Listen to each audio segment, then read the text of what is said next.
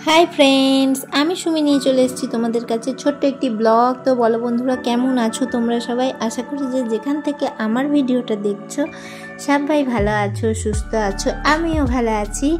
तो पुजो तो आर चलेई आसछे। এখন তো আমাদের একটাই কাজ, একটা না দুটো কাজ, ঘরবাড়ি পরিষ্কার করা আর পুজোর শপিং করা। বলো বন্ধুরা ঠিক বললাম কি না? তো পুজো পুজো যত এগিয়ে আসছে তত মনে হচ্ছে এবার ঘরবাড়িটা একটু পরিষ্কার করতে হবে। পুজো এগিয়ে আসছে, আবার কেনাকাটাও অনেক বাকি আছে, কিন্তু এখন মেয়ের পরীক্ষা চলছে বলে কেনাকাটার দিকে বেশি যাচ্ছি না। ঘরবাড়িটা ততক্ষণ একটু পরিষ্কার করে রাখি। আর প্রত্যেক দিন মানে একদিনে বেশি তো করতে পারি না, অল্প অল্প করে করি। আর তাই আজকে বেশি কিছু রান্না করছি না বন্ধুরা, মাছের ঝোল ভাত আর একটু শাক ভাজা করেছিলাম। এই করে তাড়াতাড়ি করে চলো আজকে একটু ঘরবাড়ি পরিষ্কার করব। আর তোমরা কে কে শুরু করেছো ঘরবাড়ি পরিষ্কার করা অবশ্যই কমেন্ট করে জানাবে বন্ধুরা।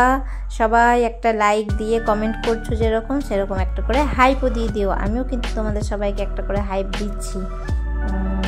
মানে একটা ইয়েতে তো তিনটের বেশি হাইপ পাওয়া যায় না, তো যত তো ওই তিনজন করে দিই এরকম। তোমরাও আমাকে দিচ্ছ আমি জানি। তো আর প্লিজ কেউ ভিডিওতে লিখো না যে লাইক দিয়ে ভিডিও দেখা শুরু করলাম, এই ধরনের কথা লিখো না। আমি জানি তোমরা লাইক দিয়েই ভিডিও দেখো। তো চলো আজকে মাছের ঝোল ভাত খেয়ে কাজে লেগে পড়ি। পুজোর আগে ঘর ঝাড়াটা এটা তো সবারই কাজ। আর এই ঘর ঝাড়া শুধু না, এই ঘর ঝাড়াটা হচ্ছে মানে জানি না, আমার কাছেও মানে মাঝে মাঝে খুব বিরক্ত লাগে। এই ঘর ধরো মানে গুছিয়ে টুছিয়ে রাখলাম, পরিষ্কার পরিচ্ছন্ন করে রাখলাম, আবার একদিন পর সেই যাকে তাই হয়ে যায়। তাহলে বলো তখন এলোমেলো হয়ে যায়, তখন মানে কীরকম লাগে বলো তো? বিরক্ত লাগে না যে প্রতিদিনই একটু একটু করে পরিষ্কার করছি তারপরেও সে এলোমেলো। আর সব থেকে বড়ো কথা বাড়িতে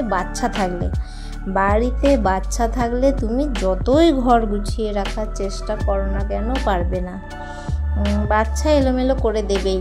আর একটু বড় হলে তারপরে হয়তো বুঝিয়ে সুঝিয়ে মানে করা যায় বা বলে, কিন্তু একদম ছোট বাচ্চা হলে তো করতে পারবেই না, তখন ঘর পরিষ্কার রাখা যায় না সত্যি কথা বলতে। তো আমাদের হাউস ওয়াইফদের এই একটা কমন সমস্যা হচ্ছে ঘর গোছানো।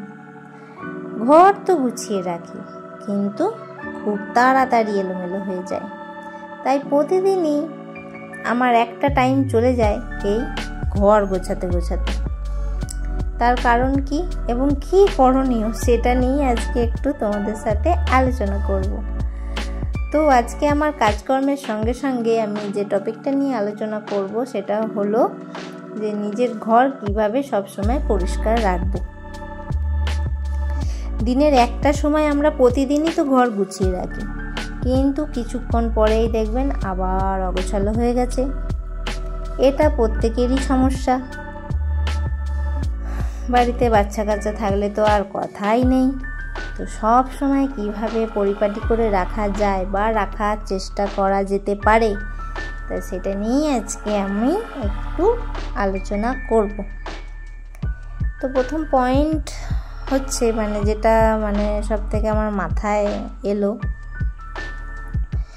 যে কোনো মানে হেডেক নেবে না, ঠিক আছে? কোনো হেডেক নেবেন না, কোনো চাপ নেবেন না, বাচ্চাদের ওপর চেঁচামেচি করবেন না, মাথা গরম করবেন না। হয়তো অনেক দিন ধরে কাজটা করতে পারছেন না, তার জন্য কিন্তু চেঁচামেচি করবেন না। আগে মাথাটা ঠান্ডা করুন, বসুন, ভাবুন, ঠান্ডা মাথায় স্টেপ বাই স্টেপ কাজ করুন। আর কাজ করাটাকে এনজয় করুন। গোছাতে হবে বলে চাপ নিয়ে কাজ করবেন না, হালকা মেজাজে কাজ করুন। দেখবে মানে বন্ধুরা অনেকেই মাথার মধ্যে চাপটা খুব বেশি নিয়ে নেয়, যে বাবা আজকে এখানটা আমাকে পরিষ্কার করতে হবে, বাবা তাড়াতাড়ি করে এইটা করি ওইটা করি। হ্যাঁ, এই করতে করতে দিয়ে সেই দেখবো কোনো কাজ করতে গিয়ে একটা কাজ করতে গিয়ে বাড়াবাড়ি হয়ে যায়, উল্টে দেরি হয়ে গেল, দিয়ে আবার সেই কাজটাও করা হলো না, গোছানোও হলো না, কিছুই হলো না। তো সেই জিনিসটা না করাই ভালো। তো সেই কারণে বলছি বন্ধুরা যে মাথায় বেশি হেডেক বা চাপ নিও না। হ্যাঁ, এটা আমাকে করতে হবে, অবশ্যই করব। এই দেখো আমাদের ডাইনিং টেবিলটা তোমাদের দেখাই কি অবস্থা। দেখো বন্ধুরা, এটা কে বলবে ডাইনিং টেবিল? যেহেতু ডাইনিং টেবিলে খাওয়া দাওয়া কিছু হয় না, তো ডাইনিং টেবিলের এই অবস্থা। মেয়ের খেলনার এটা টিভির টেবিলটা, দুটোরই অবস্থা শোচনীয়। তো আজকে দুটোই পরিষ্কার করব ভেবেছিলাম, কিন্তু বন্ধুরা মানে কুলিয়ে উঠতে পারলাম না, সময় কুলিয়ে উঠতে পারলাম না। এই ডাইনিং টেবিলটা গোছাতে গোছাতেই সময় হয়ে গেল, আর টিভির ওই টেবিলটা গোছানো হয়নি, থাক ওটা আবার তারপরের দিন করব। ওই জন্য বন্ধুরা বেশি চাপটা আমি নিই না। ভেবেছিলাম করব, কিন্তু হয়ে উঠতে হলো না, করে উঠতে পারলাম না। এই দেখো এই একটা বক্সের মধ্যে করে দিয়েছিলাম, বক্সের মধ্যে খেলনাগুলো রেখেছে, কিন্তু তাও সেই কেমন এলোমেলোভাবে। আর সব থেকে বড় কথা, এখন তো একটু বড় হয়ে গেছে, এখন আর এইসব খেলনাগুলো নিয়ে খেলেও না।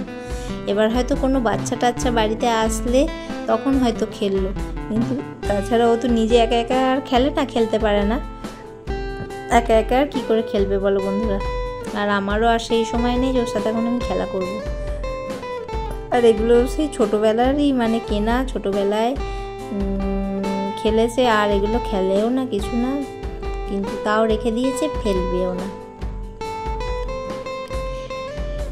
তো দ্বিতীয় পয়েন্ট হচ্ছে জায়গা ফিক্সড করুন, ঠিক আছে? বিশেষ করে বাচ্চা থাকলে বাচ্চাদের জিনিস কোন জায়গায় কোন জিনিস রাখবে সেটা ঠিক করুন, তা নইলে বাচ্চা কিন্তু এই রকম দশা করবে আমার মেয়ের মতো এলোমেলো। খানিক খেলনা ঘরে আছে, খানিক খেলনা এই ডাইনিং ওপরে খেলেছে আর এখানে রেখে দিয়েছে, বুঝেছো তো? আর সেগুলো ঘরে নিয়ে গিয়ে রাখিনি। ঘরে একটা টেবিল আছে, সেই টেবিলের মধ্যে কিছু খেলনা আছে রাখা, কিন্তু এই যে খেলেছে আর আমিও কিছু বলিনি, তো সব এখানে রেখে গেছে।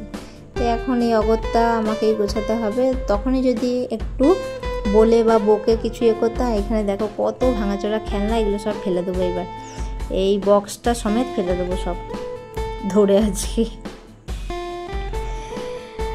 3 নম্বর পয়েন্ট আমার যেটা মনে হয়, আমাদের নিজেদের দোষেই কিন্তু নিজের ঘর অগোছালো হয়ে থাকে।